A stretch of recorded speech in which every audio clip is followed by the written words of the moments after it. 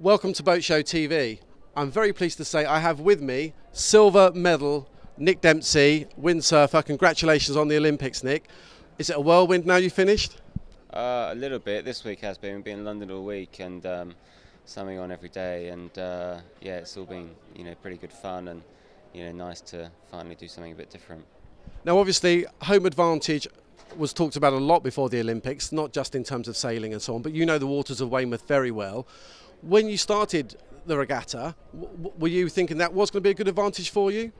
Yeah, it was difficult. Our first day of the regatta, we were on one of the on the west course, I think, which is furthest offshore for us, and it's probably the course I'm least comfortable on. We sail on it the least, and so I think to finally get that course out of the way and finally get back into the harbour where I felt comfortable, and I certainly started to feel a little bit of home advantage there, but at the end of the day, everyone's been there for a long time, and that home advantage had kind of dwindled away a little bit. But I think we definitely didn't do badly with it.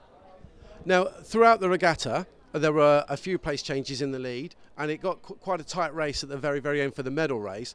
What was your strategy for that last race, or was it, I've got to go out there and get first? Well, I mean, unfortunately, there wasn't much place changing at the front of the fleet. The Dutchman, he had 2 bullets on the first day, and then it was kind of trying to catch up. But he sailed too well all week, so it was very clearly quite early on became a race for silver, and that was tight. Luckily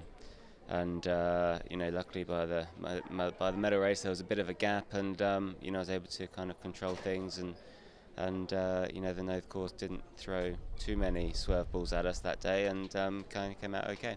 Now, I'm going to ask you 2 things about the nose. One, what was it like having that crowd there cheering you on? Because it was a knowledgeable crowd, but also quite a vocal one, wasn't it?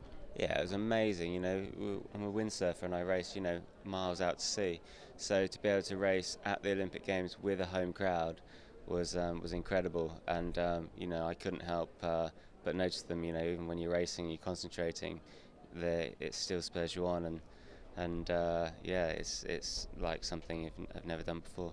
And on that same subject, what you've never done before is dived in the water, swum to the nose and climbed up the rocks. That was absolutely incredible. Did that spur the moment? Yeah, I mean, it's to me that's what the Olympics is about, and especially what a home Olympics is about, and being able to kind of share that moment with friends and family and all the supporters and everyone that was on the nose was pretty incredible. And I was just quite lucky to get my little boy Thomas handed to me. And yeah, it was kind of turned out to be a pretty special moment. I hear he said to you, "Have you finished work now, Daddy? Can you come home?" Yeah, he did, yeah.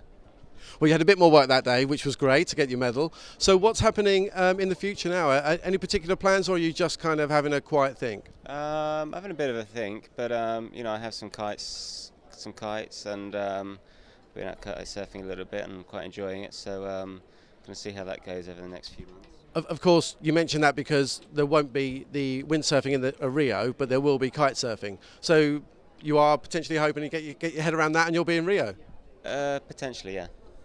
Brilliant. Well, thanks very much for joining us, Nick, and it was great to watch during the Olympics. Thank you.